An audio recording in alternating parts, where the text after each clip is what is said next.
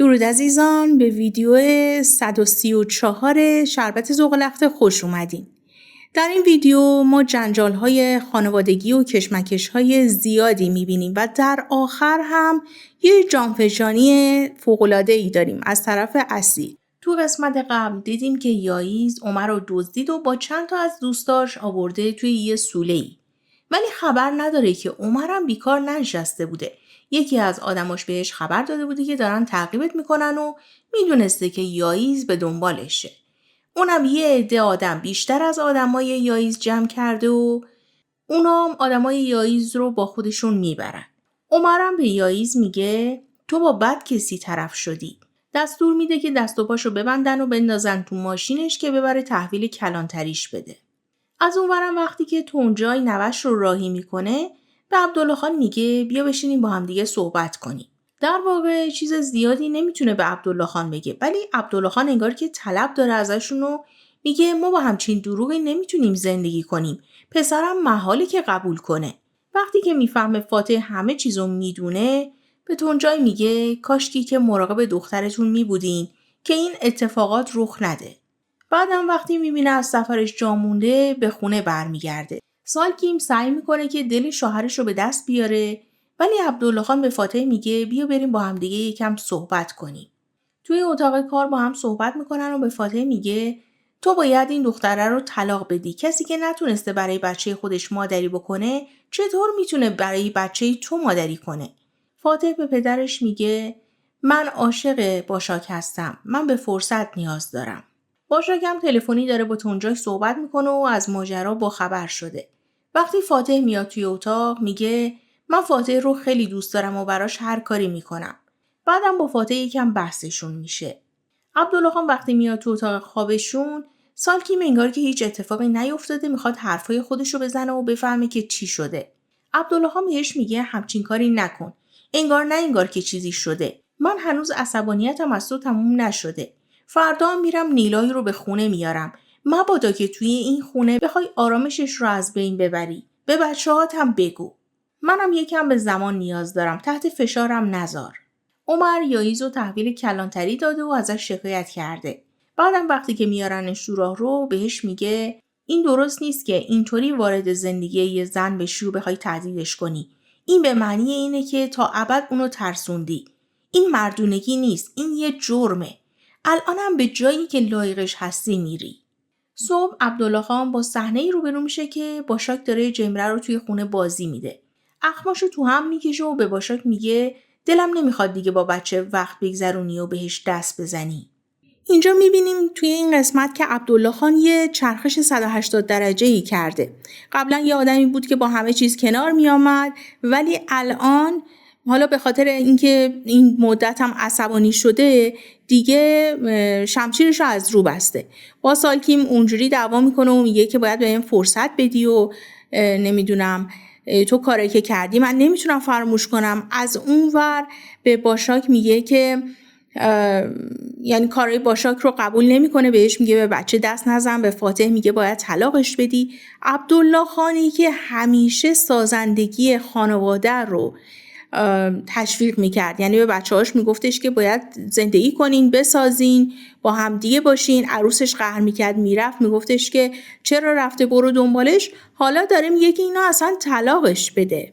الی وقتی داشته از پله ها می اومده پایین اینا رو میشنوه و سری میاد برای مادرش تعریف میکنه و بعدم میره برای عمل. ولی به مادرش میگه دارم با دوستام میرم سینما. فاتح و باشاک دوباره صبح یکم با هم دیگه بحثشون میشه و باشاک میگه اگر نمیخوای من اینجا باشم میذارم میرم. ولی در واقع فاتح که عاشق باشاکه نمیخواد اون بره و سعی میکنن به زمان بسپارن همه چیز رو. عابدین به ایلکنور میگه میخوام طلاقت بدم. باید از همدیگه جدا بشیم. ایلکنور اول یکم میخنده و بعدش هم میگه یه موجود ناکافی رو آوردن شوهر من کردن. تو هنوز نمیتونی وظایف شوهریت رو به جا بیاری. حالا ببین من میدونم سر این صحبت رو با کی باز کنم. میره پایین و سر آسوده و اصیل داد و بیداد میکنه که عابدین میخواد منو طلاق بده. به اصیلم میگه تو نمیتونی وقتی داری مشروب میخوری راجع به ازدواج من حرف بزنی. از روزی هم که ازدواج کردیم به هم دست نزده. رابطه آبدین و سفتابو میکشه وسط و داد و بیداد میکنه و میذاره میره. آسوده هم اصیل و آبدین رو دعوا میکنه و میگه اصلا سفتاب خونه نورسمایینا بوده. دیشب که به الهوی زنگ زدم داشت اونو میبرد برسونه خونه. تو اصلا چرا دنبال سفتابی؟ به زنت محبت کن، براش گل بخر. عبدالله خان به خونه آذرخش میاد که نیلای رو با خودش برگردونه و ازش عذرخواهی میکنه و میگه اگر تو نیای ممکنه من از ناراحتی بیفتم بمیرم. نیلای میگه باشه، من یه بار دیگه هم به اون خونه برمیگردم. ولی شما حرفایی که به آذرخش خانم زدین چی میشه؟ عبدالله خان از آذرخش هم عذرخواهی میکنه و وقتی که نیلای داره آماده میشه، سلماز خانم میگه این دختر زخمیه، وقتی با خودتون میبرین باید حواستون بهش باشه. آذرخش هم تاکید میکنه که شما چطور میتونین سر ازدواج کردن نیلای باهاش همچین رفتاری کنی؟ این مسئله یایز به کنار، ولی اگر بخواد با یه نفر دیگه ازدواج بکنه شما نباید باهاش بد برخورد کنی. عبدالله خان میگه نیلای چون خودشو وقف بچهش کرده بود من این مدلی فکر کردم. آذرخش بهش کنایه میزنه که خب شما هم خودتون رو وقف بچه هاتون کردین ولی 4 بار ازدواج کردین. عبدالله خان اومد دنبال نیلای و بالاخره راضیش کرد و رفت. ما هر دفعه یه عبدالله خان نادم و پشیمون میبینیم که میاد دم در خونه آذرخش و سلماز خانم معذرت خواهی میکنه با گردن کج و کارش رو حل میکنه. توی اون زمانی هم که با آلف در ارتباط بود همین کارو میکرد دقیقاً و بعدش میشد یه آدم دیگه. سفتاب وقتی صبح بلند میشه و میبینه با اون وضعیت دیشب اومده خونه و خوابیده ناراحت میشه و برای عذرخواهی میره خونه نورسما. میگه من میخوام توبه بکنم. از الهوی میخواد که اونو به مسجد ببره. الهوی وقتی از مسجد برمیگرده به خونه به نورسما میگه یه سنجاق سر توی همون پیدا کردم، حلال کن. زدم به کنتور برق. اگر برق قطع شد یه تکونش بدی درست میشه. بعد از رفتن الهوی نورسما به الهامی میگه بهتر نیست یه نفر رو بیارین کنتور رو درست کنه؟ آخه سنجاق و چنگال و اینا چیه؟ ولی الهامی میگه نه بابا، بابام خودش درست میکنه، تو نگران نباش.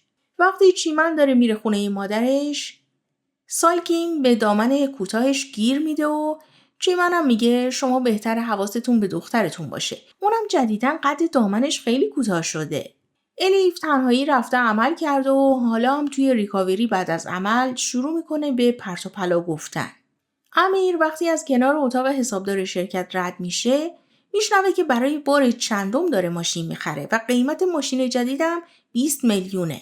این موضوع رو با یوسف در میون میذاره و یوسف میگه نه آقا اردم حسابدار قدیمی شرکتمونه، ولی اگر شما میخوای خیالت راحت بشه من پرونده ها رو براتون میارم که بررسی کنی.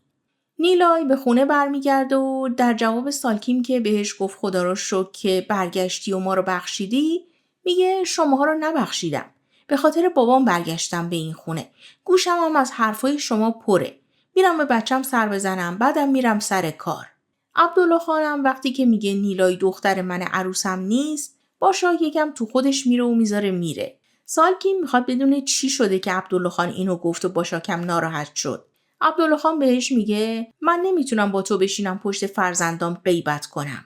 چیمن به خونه مادرش میاد و آذرخش از اینکه اون گذاشته اونطوری رفته خونه عبدالله خان مونده بسیار ناراحته. یکم با هم بحثشون میشه ولی در نهایت آذرخش مجبور میشه که بچهش رو ببخشه. نیلای به مغازه میره و با مادرش هم آشتی میکنه ولی اونجا رسما اعلام میکنه که برای انتقام گرفتن به خونه عبدالله خان برگشته. امیر پرونده ها رو بررسی کرده و متوجه شده که حسابدار از یه برنامه خصوصی حسابداری استفاده کرده و توی این سالها کلی پول به جیب زده. پرونده ها رو برای عبدالله خان میبره و عبدالله خان هم وقتی متوجه میشه که چه اتفاقی افتاده حسابی ناراحت میشه و به فاتح سرکوفت میزنه که پسر 2 روز اومده اینجا از همه چیز مطلع شده. تو چطوری همه سال اینجا بودی و این موضوع رو نفهمیدی؟ فاتح میگه بابا کارمندا ممکنه جلوی من نتونن خیلی حرفا رو بزنن ولی امیر رو جدی نمیگیرن و خیلی حرفا رو میزنن جلوش. به خاطر همینم متوجه شده. الان چرا دزدی کردن یه نفر دیگر رو داری میزنی توی سر من؟ عبدالله خان به یوسف دستور میده که به اردم بگو که دفتر دستکش رو جمع کنه و از اینجا بره. و اما فاتح که دوباره از طرف پدرش توی مقام مقایسه قرار میگیره. کلاً عبدالله خان هیچ وقت پسر خودش رو قبول نداشت. حتی یه زمانی با گیرایی که با دعا ازدواج کرد مقایسش میکرد. یه زمانی یادتونه فاتح رفت که مثلا عکسش روی مجلات بره، باهاش مخالف بود، مسخرش میکرد. هیچ وقت حمایتی از طرف پدرش ندید فاتح. الیف از عمل برگشته و یه کاپشن پوشیده که کسی متوجه ورم بدنش نشه. چیمن که جلوی در دیده بودتش بهش شک میکنه. میره توی اتاقش رو یه دفعه بغلش میکنه که باندا و داروهاش رو پشت سرش میبینه و میفهمه که اون رفته بوده عمل زیبایی سینه بکنه. سر شام وقتی که نیلای میاد همه بهش خوش آمد میگن و صحبت از کار امیر میشه که توی شرکت تونسته مچ اردم رو بگیره. الیف به فاتح میگه تو اینقدر به خودت افتخار میکردی، چیزی که داداشم 2 روزه متوجه شده رو نتونسته بودی بفهمی. یکم بگو مگو میشه و چیمن میگه ای بابا نذارین این موفقیت شوهرم کم رنگ بشه. پس ما میتونیم سریعتر به خونه خودمون بریم نه؟ الیف به چیمن تیکه میندازه و سالکیمن به چیمن میگه لطفاً به دختر من حسودی نکن. دختر من یه دختر ساده است. اینجاست که دیگه صبر چیمن لبریز میشه و جریان عمل سینه الیف رو فاش میکنه. همه تعجب میکنن و باشاک میگه منم متوجه ورم بدنش شده بودم.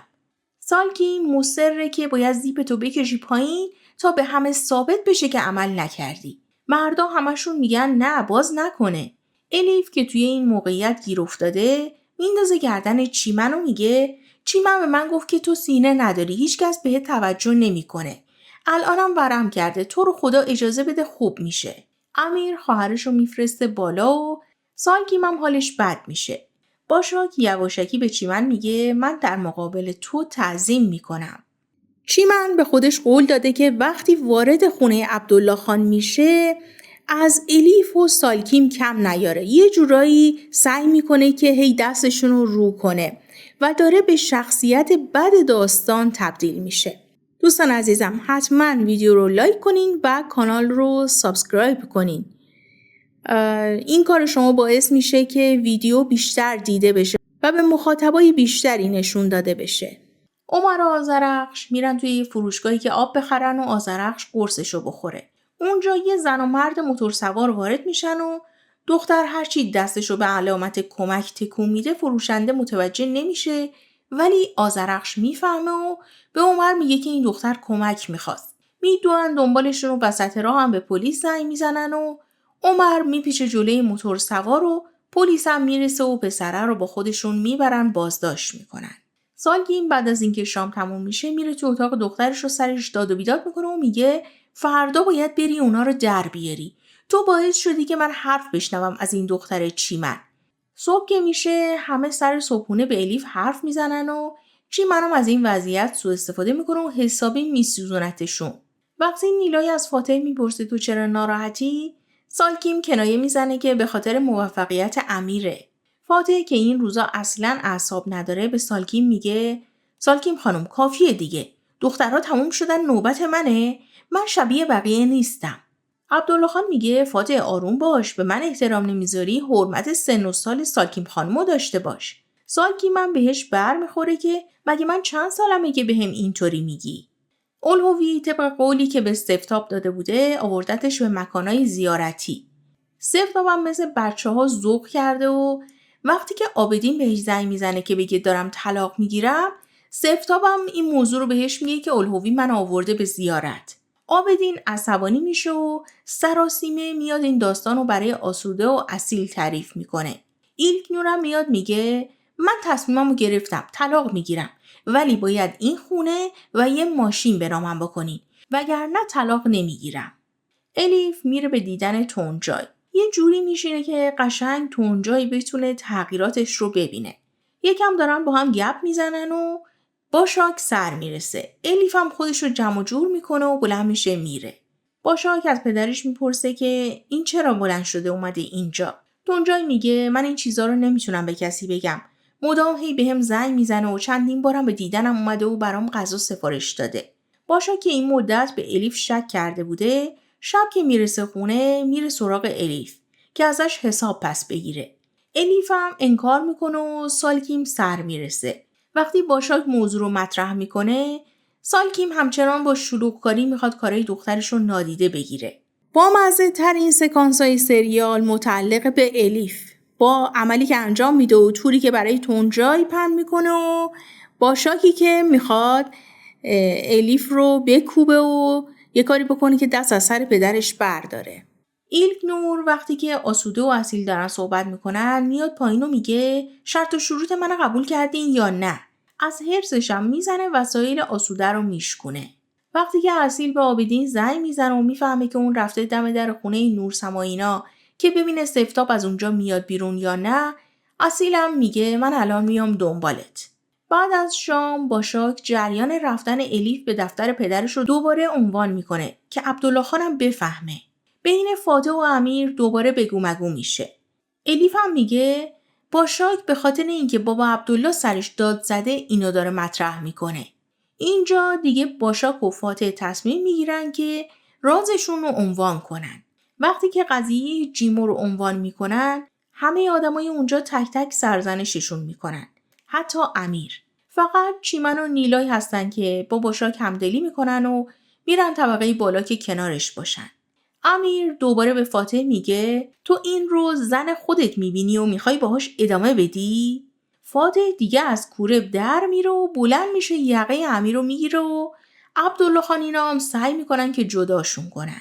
همیشه توی خونه عبدالله خان جنگ و دعوا و جدال بوده، ولی حضور سالکیم و خانواده‌اش یه جوری شده که انگار 2 کشوری که با هم مدام در حال جنگ هستن دارن توی یه خونه زندگی میکنن. نظر شما چیه؟